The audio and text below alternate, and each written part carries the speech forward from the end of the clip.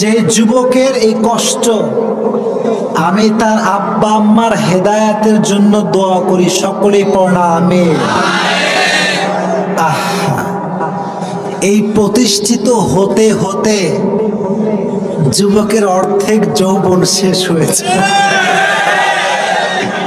কি একটা মুশকিল ভাই।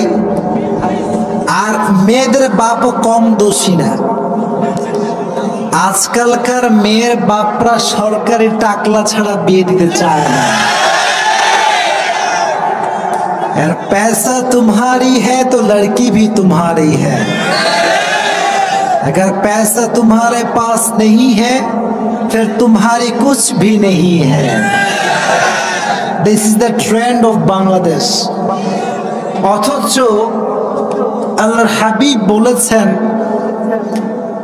যে কোনো মেয়েকে বিয়ে করতে হবে চারটা জিনিস দেখে, তবে তার ভেতরে ফাযফার বিদাতি দ্বীনি তারিবাত ইয়াদাক, become successful by selecting the one who has religion, character and conduct।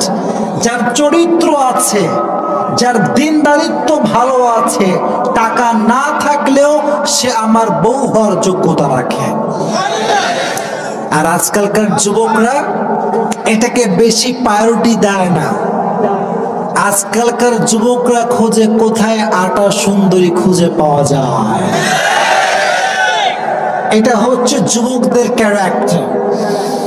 আর নারীদের ক্যারেক্টারটা হচ্ছে এরা বেশিরভাগ আছে এরকম, এরা দাড়িওয়ালা পছন্দ করতে চায় না, 5 ওয়াক্ত নামাজি পছন্দ করতে চায় না,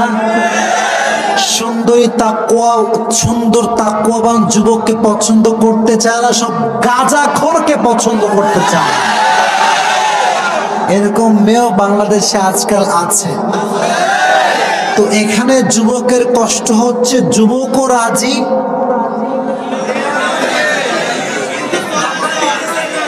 কিন্তু পরিবারের সমস্যা, তাই না?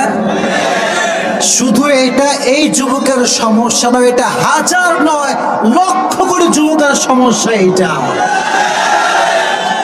আব্বা জানে যে আমার মেয়েটা ওই ছেলেকে পছন্দ করে, আবার ছেলের আব্বাও জানে আমার ছেলেটা ওই মেয়েকে পছন্দ করে, বাট জেদ, আব্বা আম্মার ভিতরে জেদ কাজ করে যে আমার ছেলে আমার হুকুমের বিরুদ্ধে কাজ করবে, এই অ্যাটিটিউড কাজ করে। অথচ আব্বা চান নিজের পছন্দের বিয়ে দিতে গিয়ে তার